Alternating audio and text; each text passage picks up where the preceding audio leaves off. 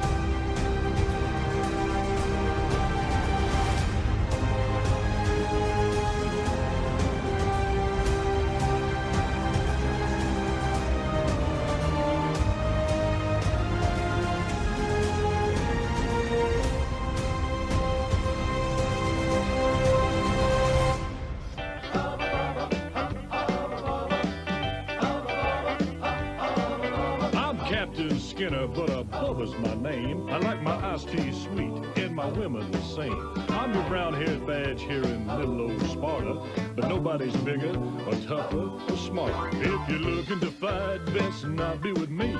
Gonna be held tight, well now we'll just see. You never know in the heat of the night on TNT. Heat of the night on TNT. Now I don't put on any airs, but then I ain't no slob. Just a redneck boy with a blue-collar job. The ladies I date, they gonna have 'em some fun, 'cause I'm a big hunk of crime fighting son of a gun. So if you're looking to fight, come on up in the ring. You wanna be held tight, just about anything can happen in the heat of the night on TNT. Hubba, hubba, hubba, hubba. Heat of the night on TNT. Yeah.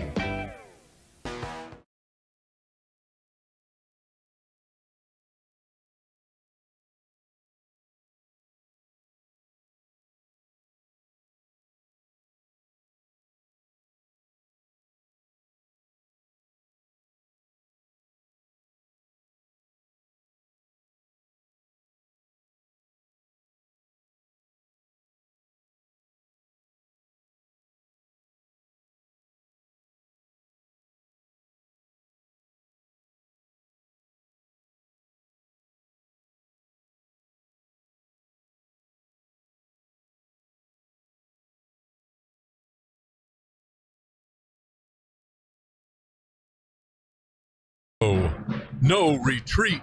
And so, my fellow Americans, ask not what your country can do for you, ask what you can do for your country. Mr. Gorbachev, tear down this wall. What the hell's going on out here? Everybody clapping out there. Nobody. That the only thing we have to fear is fear itself. Today, I consider myself the luckiest man on the face of the earth. I'm not fearing any man. Mine eyes have seen the glory of the coming of the Lord. So 5 seconds left in the game. Do you believe in miracles?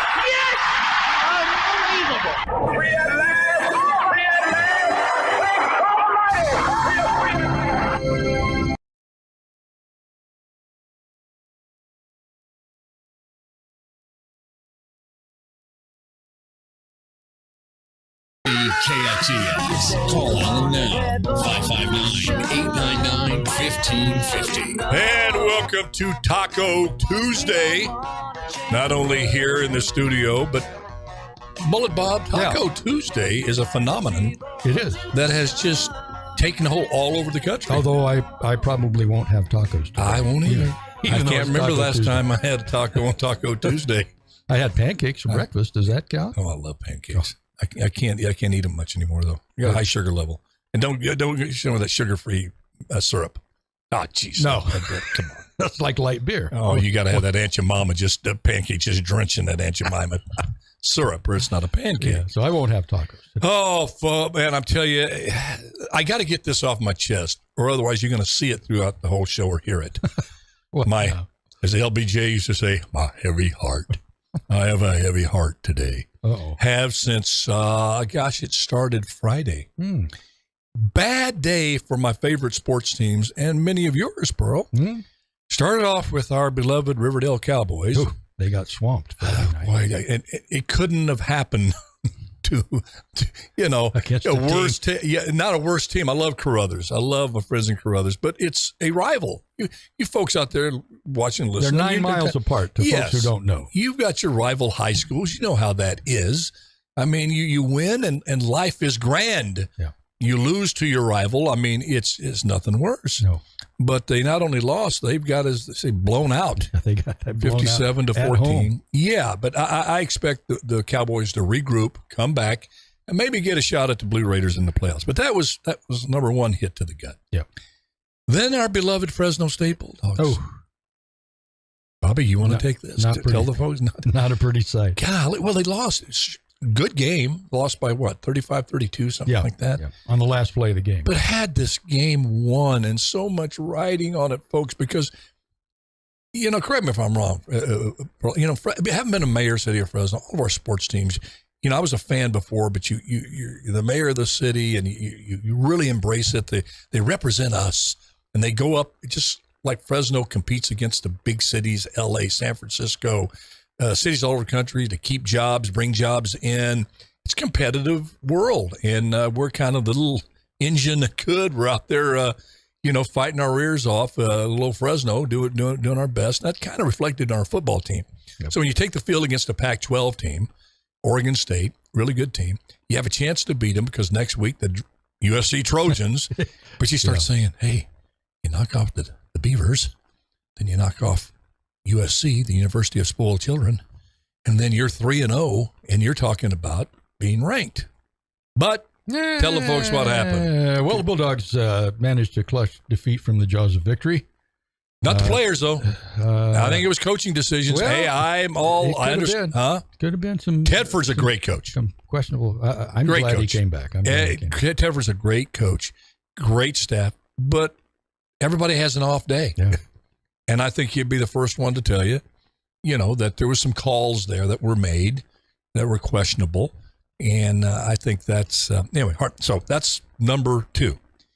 Then my beloved Green Bay Packers, which I was blessed to have played a few seasons there. I tell people I had a great career going until they put me in. Darn it. And the NFL defenses made that always happens. Yeah, always happens, man. I was holding that clipboard 2 years into looking good. One more year, I'll have a pension. Looking good on the sideline. Oh, gosh, waving to people on the sidelines. Wake up Monday morning, I'm not sore, bouncing into the locker room, ready for practice and everything. And then all of a sudden, you're holding that clipboard and you hear, Brown, warm up. You look out, and there's the starting quarterback writhing out there on the field, holding his leg. And you're going, please get up, Lynn. Was that Lynn? Lynn Dickey. Yeah. I'm going, great dude, get quarterback. up. Great quarterback. Yeah. And you're in there, and like I said, the NFL defense has made an actor out of me in a hurry. But they lost. The Packers lost. Once a Packer, always a Packer. Mm-hmm. And Aaron Rodgers did not look good. I did not see the game. Did not look good. I did not see the game. I couldn't help, folks. I don't know if you follow this, but apparently Aaron in the off season got hooked on this potion, and it's a psychedelic. It's a psychedelic drug. I mean, Timothy O'Leary stuff, psychedelic stuff. What's he doing? I don't. I guess it's big in some South American country. And Is that ayahuasca stuff or whatever? Yeah, it's something like it's got a big, long medical take. Anything with a name like that, you should run like hell from it anyway. Stay away. Get away from that stuff, man. If you can't pronounce it, it's bad for you.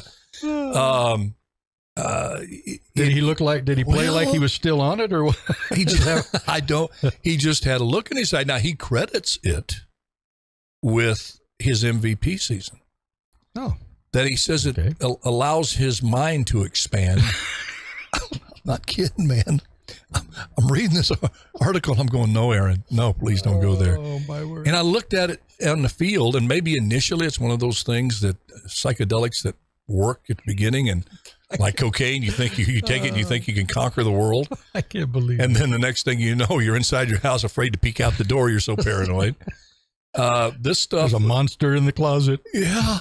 What is he doing? What is he doing? Why is the CIA after me? No, but he had this look on his face down there. Maybe I'm just imagining, but to me, I grew up psychedelics. Not a good thing. Not something if you want to play pro football. You want to hang out at Haight-Ashbury and record a few songs and not during a game. Come up with lyrics. Yeah. Come up with lyrics like "Excuse me while I kiss the sky." Maybe the psychedelics would be helpful there. Now they played the Vikings, right? Did they play the Vikings? And they lost to the dreaded Vikings. The only team you don't want to lose to worse is the Chicago Bears. No.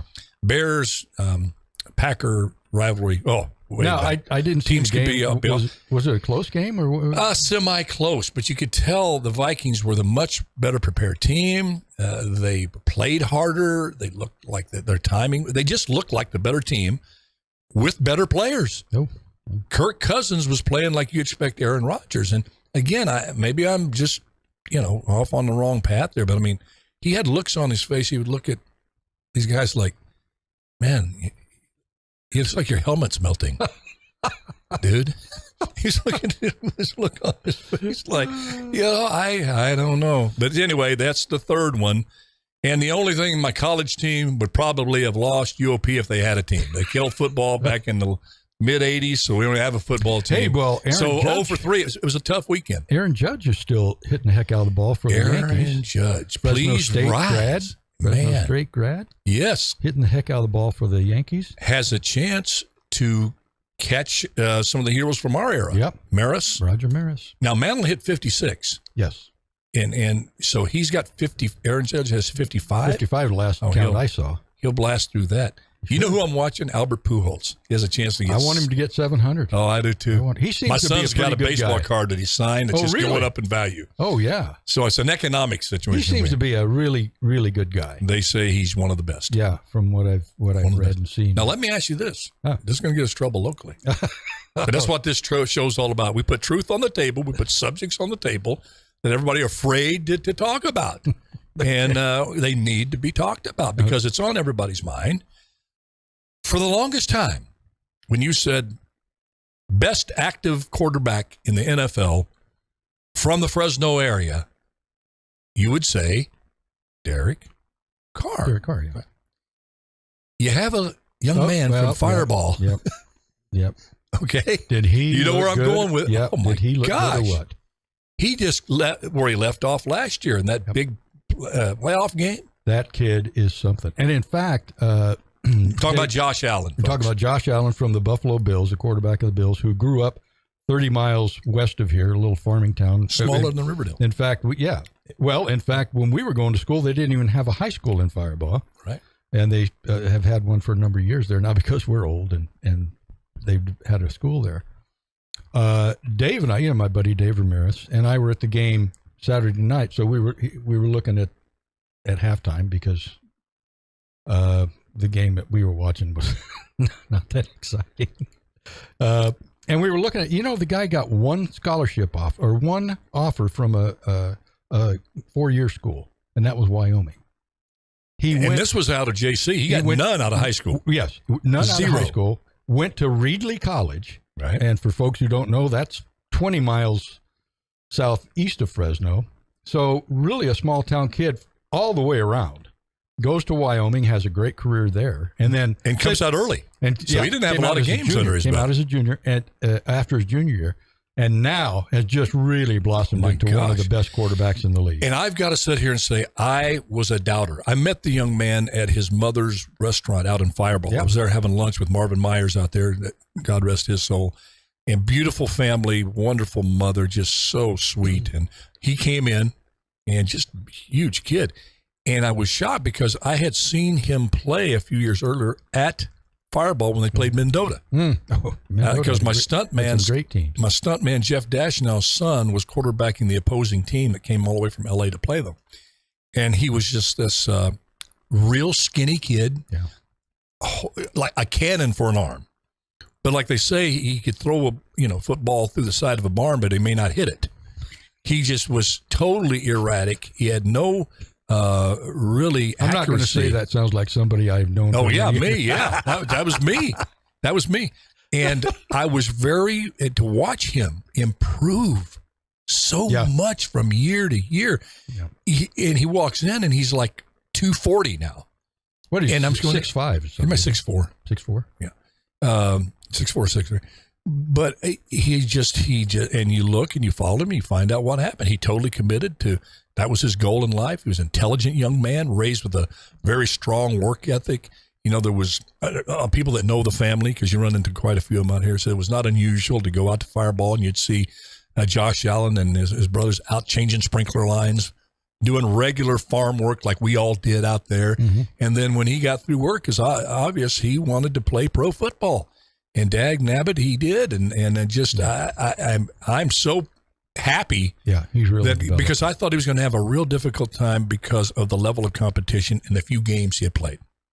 You know what I mean? Yeah. You don't play for big crowds over there in Fireball. You go to Reedley. You're only there a year. So you got, 10 games. And then then you go to Wyoming. You come out early. And I thought the lack of experience, as well as he's kind of like self-taught as a QB. But here's what we'll leave. I didn't plan on spending that much time. But yeah, hey, we need to celebrate this young man. He's just doing such a great job. Absolutely. But apparently he got himself a quarterback coach that changed his delivery. And I know how much that can mean because he was used to straight over the top. You're taught, get that high release and bring that. Mm-hmm. Well, he dropped it to more 3/4. And when you do that, you have better accuracy. And he got this, I forget the quarterback coach's name. He's renowned. A lot of quarterbacks work with this gentleman. But it just completely turned him around in terms of accuracy. And Josh Allen will tell you that. He attributes that coaching tip, if you will. But everybody can say, hey, try this, but it's up for you to make it work. Right. To put in the time. So I tell you, it's just great to see a young man. And I don't mean to throw him into competition with Derek, because Buffalo Bill, they're loaded. He's got a lot of help. Mm-hmm. Offense, that defense is getting the ball back for him, so he doesn't have to make a big play. My biggest concern, Bobby, is he runs like Earl Campbell. Yeah, he's going to have to stop that, or he's going to have a short career. Yeah. Really. You can't do that in the NFL. They'll pound you. I mean, you got to know, and sometimes you see him slide, but other times you just see him for whatever reason, and a lot of times it's, okay, key first down, but a lot of times it's not. It's early in the game. Yeah. He decides, I'm just going to hurdle this dude, or I'm going to put my head down, and I'm reminded of what Deion Sanders said one time. Deion get fielded a punt, and he came down, he run. It looked like he had more space in the field, but he went out of bounds. It was the Atlanta Falcons. And he was a controversial figure early on. Well, they interviewed him, and they asked him, his key point in the game, 10 more yards down the field, could be very helpful, field position. And he says, why'd you run out of bounds? And he goes, it was a business decision. He said, I guess there was a linebacker coming. And Josh Allen has to think about that. Yeah, he's got to make some business decisions. But if that's where you got to go in terms of critiquing a young man, then, All right, we're going to take a quick break. When we come back, you hear about renewable energy. That we have to go to the solar and we have to go to the windmills, and I'm all for all of the above approach. We need energy. It's the lifeblood. Of the world. You can't have a prosperous economy. You can't even have a healthy economy of any level unless you have sufficient energy. So we're going to talk about this. Are these renewables that we're being told can be around forever and not pollute that we have to transition to? Here in California, they're talking about you better have an electric car by 2035 or you will be persona non grata here. Go ahead and get your butt to Arizona. Well, are we getting the whole story? When we come back, we're going to look into this, and it might surprise you. This is Alan Autry, No Retreat with Bullet Bob. We'll be right back.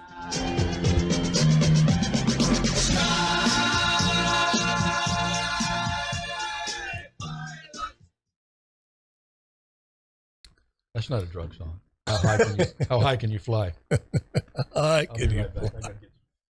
Do it, brother.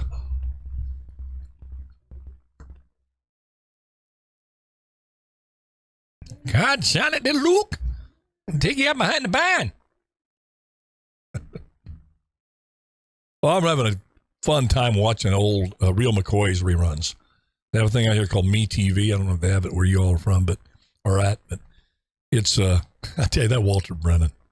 I miss character actors like that. He is just so funny in that show. I think he was like the predecessor to Archie Bunker was Amos McCoy in the Real McCoys. If you watch those shows, so politically incorrect and so stinking funny.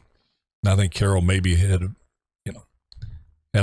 was maybe influenced by that character a little bit when he put together Archie Bunker. And then they were all influenced by Jackie Gleason when the Honeymooners. Talking about the Real McCoys, I'm watching that on Me TV and Walter Brennan, just hilarious. Oh my gosh. I saw the movie. He was, I can't remember the name of the movie now, with John Wayne back in the 40s. And he looked like an old guy then. Oh yeah, he was like 28 playing the old man like in his 60s or 70s. Great actor though. Now they say old man in his 60s and 70s. I just call myself an old man. Well, I am an old man. Hey, by the way. Old man, take a look at my life. I'm a lot like you. I need someone to love me the whole day through. Do you realize on this day? On this day? When? 1974. This day, 1974. You like watching old shows? I was a junior in college. You like watching old shows just like I do. This is a new phenomenon with me. 1 minute? I used to just hate them. Go ahead. We got the first broadcast of one of my all-time favorite shows, The Rockford Files. And to some of our... Mike Post did the music with James Garner, who I always admired. I loved when... And who is his sidekick? His sidekick was Angel. Yeah, no, but the guy's dad. Noah Beery. Noah Beery. He was his dad. Yeah. Noah Beery Jr. 30 seconds. He was so good. Remember the Rockford Files? Yeah, it was a great show. Hey, you need a little helping full of nostalgia? Come to Taco Tuesday with Bullet Bob and That's Alan. all we have. That's our best. We put the nos in nostalgia. 10 seconds. Memory lane. I can't even spell it. What are you talking Hello, about? lamppost, what you knowin'? I come to watch your flowers growing. Ain't you got no rhyme for me? Do-do-do-do-do. Feeling groovy. You're listening to the Alan Autry Show Edgar on the Winter. best talk in town. Talk Radio 1550 KXEX. Call Alan now. 559-899-1550. And welcome back to the show. Yeah, climate control's out of control so much that Edgar Winter's name's not Edgar Summer. He's too hot to be Winter. Hey, can I just say one thing? You would say as much. Stop me. I'm just rambling today, man. You were criticizing the what? Derek Carr? No, I was not. No, I wasn't. I'm going to get so much hate mail for that. for the toilet paper. Oh, gosh. I didn't bring my bottle of water today, so I had to get water out of the tap. And this stuff is putrid. It's terrible. Pearl, I have no choice. I just have to drink it. But I'm going to. You took tap water? That's not very good. Let me tell you about the water treatment plants in Fresno. Being in the mayor's seat, I got a little inside dope for you. I was afraid you were going to say that. Immediately, right now, leave here and get to St. Agnes Hospital immediately, and tell them to shoot you with every kind of vaccine that they have for anything. Just tell them to start poking, baby. Oh, you got some water there. All right. You know what? We if we're good Americans and we care about the environment, right? And we want to stop hurricanes from happening. We need to drive an electric car. If we drive electric cars, then there won't be any more hurricanes and tornadoes and no more icebergs melting. So we all want to do that. We're all on board for that. All for cleaner air. But, dadgum, I didn't, maybe you all out there listening and watching knew it. I didn't know this. All that goes in to making just one of those batteries that's in those fancy Teslas. Now, I would assume it's the same type of battery, maybe with a few alterations, that's in the Chevy Volt, any electric car. Probably the same, I'm assuming here. Yeah. And you know what assume does make an ass out of you and me. But on the screen right now, you can't see it obviously on the radio, but folks on social media can see it. Here's a list of what's needed for a single battery that we're all going to have by the year 2035 here in California. 30 pounds of lithium, 60 pounds of cobalt, 130 pounds of nickel. This next one, 90 pounds of copper. 90 pounds of copper. 190 pounds of graphite. I'm not done yet. And roughly 500 pounds of steel, aluminum, manganese, plastic, and many other materials that we won't list here. For one single battery. Now, am I really off on the wrong track by thinking you've got to mine for these things? Yes. They're not going on like a lithium orchard out here. They don't grow from the ground. They have to be mined. They have to be mined. And from what I hear from the left, mining is not really good for the environment. You want to limit the mining. It's a bad thing. Right? You don't want to do any fracking. My goodness, in West Virginia, no fracking. No. But my goodness. And you look at this, and every one of those elements, lithium, cobalt, nickel, copper, graphite, steel, all of those are not renewable. There's a limited supply of all of those things, as there is with oil. We got to get off oil, number one, because it pollutes. Number two, because we're going to run out of it. So we got to find some other way to power our vehicles and fly our airplanes. And you mentioned something as well. Not just the batteries, a lot of things that we use, computers use fossil fuel. Mm-hmm. But I'm looking at this thing going, my goodness, we don't have all of those elements. Just speaking just the United States, okay, of going all electric vehicle. So goes California, so goes the country. That's what they tell us. It starts in California. Next thing you know, Idaho, Nebraska, you're going to have electric vehicles. Why? Because it started in California. Because they know better. California's managed their state so well. They're in such good shape. Such good shape. We have to make it a pattern for the rest of the. Yeah. I mean, that's like a guy making the worst hamburger in the world and then saying, okay, everybody's got to use that hamburger recipe. But they say that. That's what we're being told, especially by the Democrats and the left. You have to ship those things. Once you've mined it, you've tore up the environment, the terrain to mine this stuff. Then you got to put it on a truck. You got to truck it to a port, put it on a ship it across the ocean, one of the most dirtiest ways to transport anything in a ship, get into another truck and get it to its destination, to its factory, which, okay, once if it gets here, if it's put together, but it's not, it's going to China. I mean, where's the study that measures the amount of pollution and the amount of negative impact on the environment of going to these batteries? Have you seen one, Pearl? No.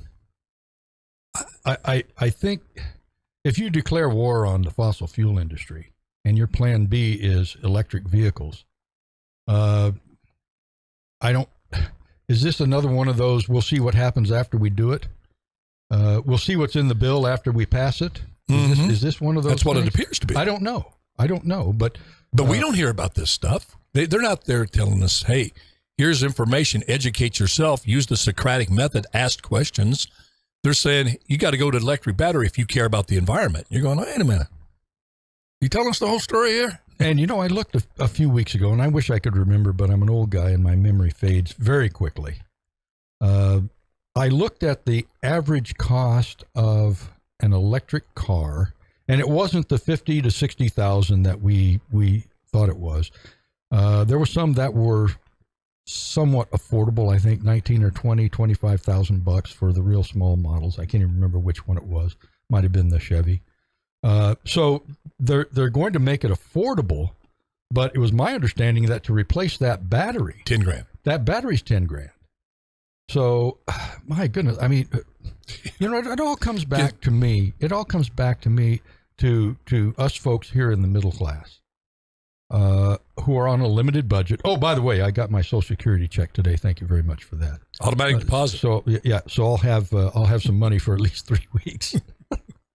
But my point is, how are we going to be able to afford this stuff? Because as of 2035, you're not going to be able to buy a new gasoline-powered vehicle. They're not going to make them anymore. Well, they're not going to make them available in California. Now, you can buy a used vehicle, gas vehicle, after 2035, but you're not going to be able to buy a new one. So they're going to force you to buy an electric vehicle. And so then my question is, well, because demand will be so high, what's going to happen to the so-called price of these electric vehicles? Are those then going to be, are the price of those things going to be raised because the demand and the car manufacturers want to, they're in to make a buck? So there's a lot of things here that are really, to me, are still kind of out in the stratosphere that we need to figure out, because holy cow, this is coming up quick. Yeah, it is. And I agree with you 100%. I think the consequences of doing this wrong, by wrong meaning too much, too fast, not getting the whole story out, not researching it properly. As you said before the show, doing something because it sounds good. It's a slogan. It sounds good. It sounds good to me to think that I could kick Mike Tyson's butt right now. Yeah. Sounds good. Yeah. Till I try to put it into practice. Right. And it's not going to be so good. I think economically, if they don't grab a hold of the speed in which this so-called Green New Deal is moving forward, we run the real risk of digging an economic hole that this country may never get out of. And I know that's a big statement, but you look at where China, India, even Russia, whose economy, by the way, is suffering much less than ours on the sanctions. It boomeranged on us big time. Their economy only contracted, I think, 9% on this. It's just not working like we were told it was going to work. Bring Putin and the Russian people to their knees, and the Russian people on their knees are going to blame Putin. Not working that way. But you have Iran, North Korea, creating this new world order that says, you know what? Yeah, we'll look at renewables, but we're not going to make these crazy decisions and transition out of fossil fuels while people are freezing to death. In Europe, I mean, they're getting ready to head for a winter there. And Putin said, okay, you want to sanction me? I'm not sending you any oil there. And they're looking, hey, where's the windmills? So it just doesn't work on many levels that we've been told that you're not a good American unless you embrace this thing exactly the way it's presented. And if you ask questions, just shut up or you're going to get canceled. Just as on Facebook here, we're on Facebook, to even talk about this, we run the very real risk of being taken down for the show. We've had it happen before. We're just discussing this. I see tremendous risk in setting an arbitrary year. I mean, Newsom just grabs a year out of a certain orifice in his body and says 2035. 2035. Well, what went in to come to that conclusion that if your goal is to make an orderly transition that does not totally cripple the economy, not only of this state, but the country, and this movement is out of control. There's trillions of dollars in this so-called climate bill that they just passed towards speeding it up even quicker. Well, how do you do that? Here, Haas, let's not even look globally. Let's look at California. we talked about this a couple of weeks ago, and what is going to be required by 2035 or sooner? We're talking 13 years. California is going to need between 250 to 300,000 charging stations. For our massive population, that's a drop in the bucket. And we're having rolling blackouts already with the. And you know how many we have now? How many? 75,000. That surprises me. We had that many. So within 13 years, we need to quadruple our current charging stations. How do we maintain our grid? You know, are we going to be able to charge our cars but not have air conditioning or not have heating? And the scary thing, lighting? Exactly. And the scary thing is the government has control over shutting down those charging stations. Yes. They can shut down electricity access any place. So say you're getting ready to get in your car and you have a relative in Arizona that's on their deathbed. And the only way you can get there is to drive there, and you can't leave the place you're at because what? Because they shut down your electrical outlets. Now they can't do that with fossil fuels. You can go down. Okay, Texaco's out. I'm going to go to Johnny Quick. Chevron's down. You can't shut those places down. Government. I mean, there's so much wrong with this. And again, whatever you can transition, that's a net gain for the environment and the economy. And I believe you can make decisions where it's a win-win. I'm all for. Well, but it's just going too fast. I mean, the devil's in the details. And what are the details? And the speed. Yeah.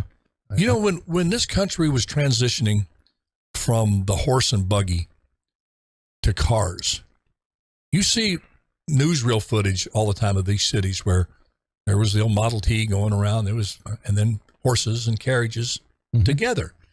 They didn't say, okay, by 1890 something or whatever. I don't know when the first car was made, whatever. When was the first car? Come on, my brain is like a whip. Used to know. It was early 19. But yeah, okay, early. The car's invented, and the very elite have the cars because they cost so much. But they say in 10 years you can't have a horse; you have to have a car. And by the way, we're going to make oats so expensive that you can't afford them. That you can't feed your transportation. We're going to make, if your buggy busts a wheel, no place to fix it. We're supply chain issues. We're going to stop making that. You know, look at what happened to all the harness salesmen. They're going, wait a minute. And the harness salesmen, they sell these people on the pipeline, Keystone Pipeline. Well, I just learned how to make solar panels. Yeah, that's like telling the harness salesman, well, just learn how to put a carburetor. Build a carburetor for a Model T. Yeah, no, they transitioned slowly, surely over time, and it phased out in a very healthy way. We did it with cell phones. Remember with the big old brick cell phones, you'd see somebody. I had one of those in my company car one time. Man. That thing was this big, sat on the console. Yeah, and they were expensive. I thought it was pretty tough stuff. I had a car phone. Oh, I can remember the stoplight looking over the guy with these big old brick cell phone going, that's pretty cool. The big old antenna on. I had my 68 Rambler trying to get a guest spot on the A-team so I could pay rent. Look at that going, boy, that guy's got the life. He's got it made. He's got it made, man. But look what they did. They didn't say, hey, you gotta go out and buy a brick telephone for $2,000. Or we're going to shut down your landline. Yeah, this whole. It's insanity. Yeah, it's really. I mean, it really is insanity. I mean, when you think about it, or just plain so erroneously politically driven. I mean, like Guillermo was talking about on the show the other day. It's become, these folks on the left pushing this agenda has become like a religion. You could show them evidence, clear evidence that the position that they're taking, in this case, transitioning too fast, and also there's certain things in society that need energy that renewables will never be able to be used. You could show them the studies from the top think tanks, multiple studies, all coming to the same conclusion. It goes counter to what they may have in their head about the issue. You could present them with that. Wouldn't bat an eye. Nope. I know some people like that. I know some people like that. I have a recent acquaintance who is staunch electric vehicles. He's got two of them. He's got a Tesla, and he's getting a new Tesla. And his wife drives an EV. And man, this guy, there would be nothing you could tell him. No facts, no truths that you could tell him that would make him change his mind. That unless everybody gets onto an EV, gets into an EV as soon as possible. You hate the environment. You're some kind of a environmental whack job, and you don't really care about what's happening in the environment. I wonder what he'd say about these batteries. I wonder if he knows what goes in sure to making one single. Sometimes I don't think they even want to go there.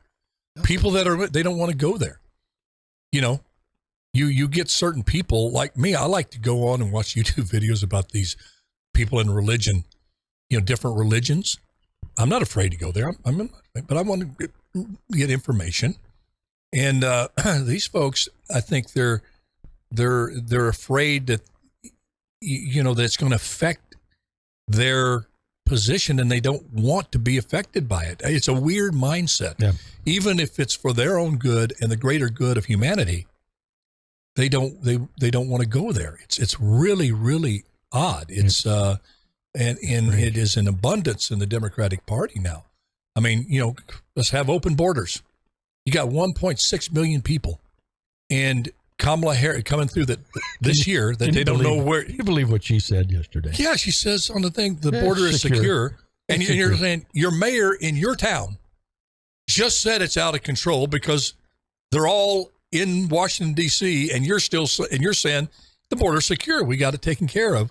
When Mayor Bowser of Washington, D.C., right there where you go to work, is saying there is a crisis on the border's not secure, and declares a state of emergency. Mm-hmm. I mean, that's the kind of thing they're presented with that. You present that to Kamala Harris. She doesn't care. The border's secure. Well, you can tell me whatever. She's the border czar. And it's secure. Has she been to the border? No, but it's secure. How do you know? How do you know? You've been there? No, but I know it's secure. Well. Why? Because that's what the party line is. That's what the narrative is coming to a midterm. You can't say that the border is what it is, totally porous and out of control, because they think that kind of honesty would hurt them, when in fact I think it would help them in the midterms. People know. Or crime. Crime's not out of control. Yeah. When you look at Memphis, you tell them what's happened, every police chief around the country is saying, Illinois, for example, if you saw today, folks, Illinois is considering no cash bail. The police chiefs all over Illinois are going, please, don't do this. You're going to be like California in about 2 seconds. And that Illinois legislature is so far to the left, they could care less who dies. I mean, really. I mean, it's like the guy, the Democrat who, he's on his deathbed, and he tells his buddy, I've re-registered Republican. I want to, and his buddy goes, what are you doing? You re-registered Republican? You've been a lifelong Democrat, fought for Democratic causes. And now on your deathbed, you're going to become a Republican? Why? He says, well, I'd rather one of them die than us. Well, it's that crazy. Yeah, it really is. Out there. Is. Oh, and by the way. Yes. We have no inflation. Inflation is a figment of your imagination and your wallet, but we have no inflation. So again, the facts that are presented, it's like the guy. I heard a good one the other day. Guy robber goes up to guy, puts a gun in the ribs of this citizen. Says, give me your money. And the guy goes, you can't do this to me. I'm a congressman. The robber says, in that case, give me my money. Yeah, well. All right, we're going to take a quick break. We'll come back. Debbie, you just popped up there on the screen. I see you. Hang on there. Haven't heard from you in a while. I'm going to talk about those electric vehicles that we're all going to have to drive here in California. Sal and Autry, No Retreat with Bullet Bob. Boy, we love having you with us. Don't go away. There's a train a-coming. Powered by solar panels. Oh, my. That's not nearly as funny as I thought it was. I thought it was going to be funny. All right, Marl. No, I tell you, we need a little Paul Harvey stuff.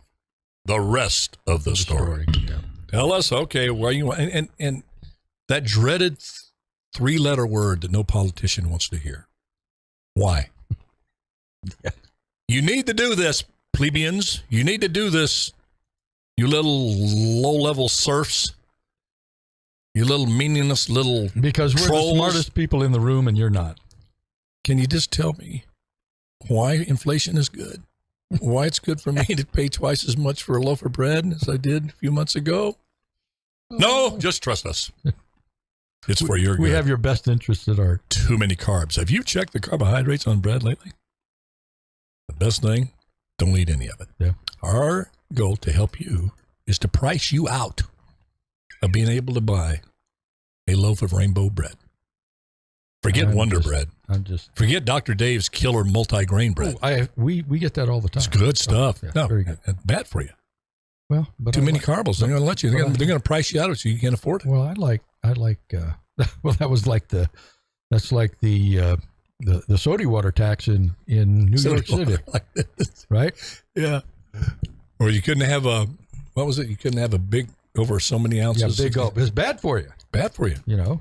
But, the government's going to tell you what's good and bad for you. Don't worry about it. Who's the guy? Oh, de Blasio. He's the one watching out for him. Bill de blah blah. Oh, Actually, it's good. Have you? Hey, by the way, have you hugged a felon lately? Do it. It's good for the soul. Find that murderer living next door. Go up, give him a big hug, and tell him how much you appreciate him being in your neighborhood. Better yet, you'll feel good. And invite him to stay in your extra bedroom, in your spare bedroom. How about that? Exactly. And I tell you, if you haven't had a bullet removed from your spleen, you haven't lived. Thank them. Thank the criminals for their contributions to society. Yeah. That's what you need to do. 30 seconds? If you haven't been hit upside the head repeatedly been with a ball peen hammer by by a person with a rap sheet 6 feet long, you just haven't lived life. You got to participate in these things. No bail, huh? In Illinois. By the same. Oh, gosh. You see about that knockout game that's come back? Is it really? Dwayne Johnson. At what football game? The first one on Thursday night. The first one in the NFL. He was out there. Yeah, anyway. All right, let's go to Debbie. Debbie, how you doing, dear? Hey, what's going on, Bud? Well, a little bit of this, a little bit of that. How are things in Cincinnati? Oh, it's a beautiful day here. Excellent. Absolutely beautiful. Yeah, it is here too. 83. Sun shining. It's not 100 degrees out, and it's fun. Yeah, it is. It's really nice here too. I think it's a high of 83 or 85 today. Yeah.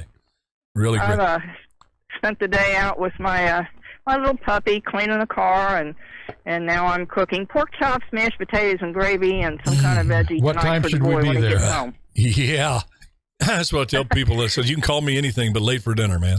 What? How are you cooking those chops? Are you frying them, or how are you cooking the chops? Oh yeah, you fry them. Come on, I'm married to the biggest hillbilly in the world. You know they're fried. Yeah. Do you put barbecue? Do you use barbecue sauce or just do them straight up? He wants them straight up. There you go. There you go. Oh man, I got to go. Hey, yeah, electric vehicles. You know, I've done a lot thinking about these electric cars. You know, especially since we all drive those big gas guzzlers that we've got. Down at the track this past weekend, they had 2 Teslas.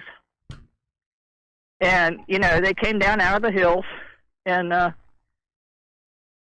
officials did make it to where they couldn't run against a gas car, which I thought was great because those things are really quick. No, wait. Okay, run that by me again. They some Teslas came down from the hills to race against you guys? Yeah. When I said down from the hills, up there where the better half lives. They do have some giddy up go, don't they? I've been. Oh my goodness! They do. And the officials came down there and told them, "You can run against one another, but you can't run against the gas cars." Which I thought was a real good decision to make, because all that would have done was hack a whole lot of guys off. Well, let me ask you this, because I don't know that much about racing. The driver of those vehicles, they're are athletes. Could a driver be so much better than another driver that they could take a fossil fuel vehicle and be able to be quicker off the line than the one? Yeah, I mean, it's 2 seconds and they're they're 80 mile an hour. I'd like to see that. I'd like to see a Tesla versus a gas power. And you got a gas car, even with a big engine. I mean, they're heavy. Okay. They're, okay. You know what I mean? Yeah. Okay. But anyway, I got to thinking about this stuff and the dilemma you guys are in out in California. California, at one time or another, is on fire, right? Mm-hmm. We are right now. Two of them going. What if these people that live in these and have to get out real quick, and their car's not charged? You can make a list if you stop. Thomas Sowell said it doesn't matter how smart you are if you don't stop and think. And I think that was Bullet Bob's point. Has this thing been thought out? There's another point, and there's zero discussion on this subject of what are the they call them deleterious consequences. I mean, the things that you didn't foresee that are not good that could happen from this decision. It sounds good to give your kid some money so they don't have to work as hard as you did. Okay, well, that sounds good. Mm-hmm. But does it always work out that way? Do they develop a work ethic, or do they just wait for the next handout? And you find out that it doesn't turn out exactly like you thought. You thought they'd be appreciative. They'd take that as a helping hand, not a handout. They'd go find a job. They'd go be responsible citizens. And instead, they're in your basement playing Nintendo. There you go. At 40 years old. There you go. And you're looking at have an Uber bring them something to eat. Yeah, bingo. DoorDash. And you said, well, I never thought that would happen. I just tried to be nice to my kids. Yeah. And I think that applies to this new Green Deal thing that has just, AOC just threw this together.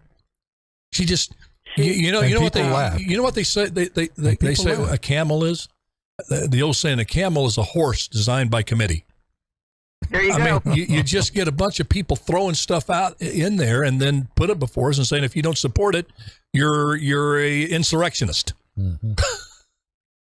But I was watching the news a week or so ago, and they were talking about all the junk going on out there, and Jim, who sometimes can be quite profound, and it really shocks me when he is. My wife says the same thing about me. Deb, you got to give him a little bit. You got to give him a little more credit.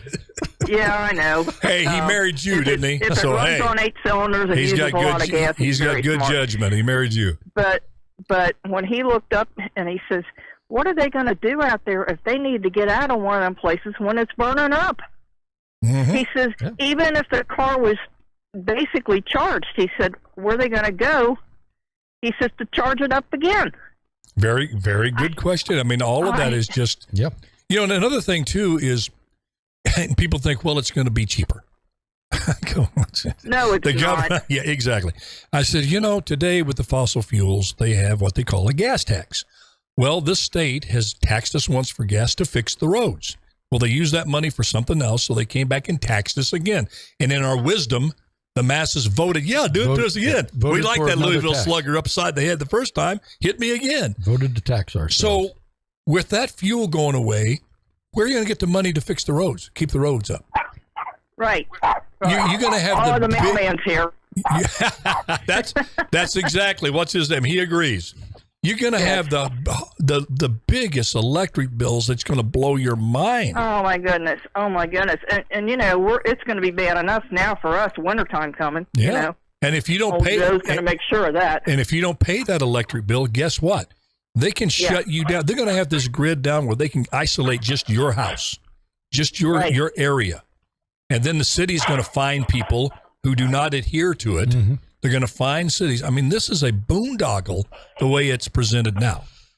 Do they charge? This is a general question. Do they charge you for at the charging stations now?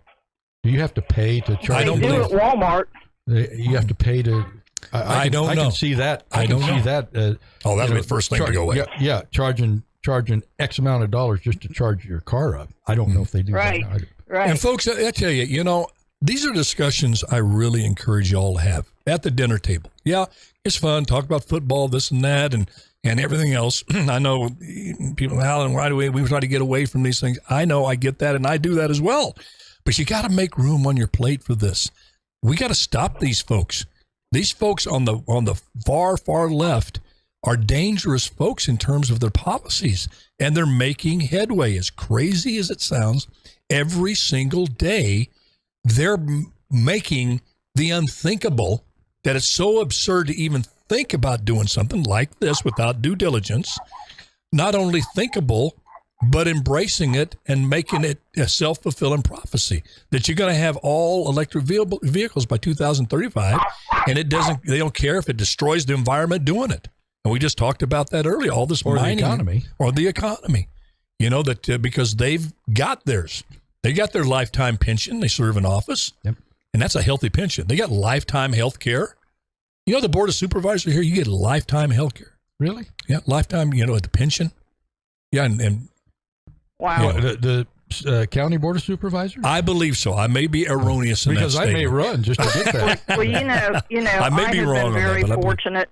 But in the middle of my rant, it that I sounded had a good. liver transplant. It'd be 3 years in December, and I have been very fortunate to get into a program that pays for my meds. There you go. Absolutely. My meds would be about $4,000 a month. Exactly. And I've been very fortunate, and I'm nobody special. I didn't pay into anything special. There's just programs, that make it, because they know people can't afford that. Debbie, let me tell you something. You're as special as anybody else. I don't care whether you're in the White House or you're out in the fields working to feed the nation. You're special. You're special to God, number one. Nobody rises above anybody else. Thank you for calling in, Thanks, Deb. Deb. God bless you. Appreciate you so much. When we hear that music, it means we got Love you guys. to skedaddle. We love you Take too. care.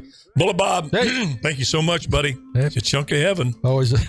Every time you're here. It's always a special day. Folks, thanks for tuning in. God bless you. God bless America. Remember, just do your best. Let God do the rest, and everything's going to turn out just the way it's supposed to. Bye-bye now, and see you tomorrow on Big Wednesday.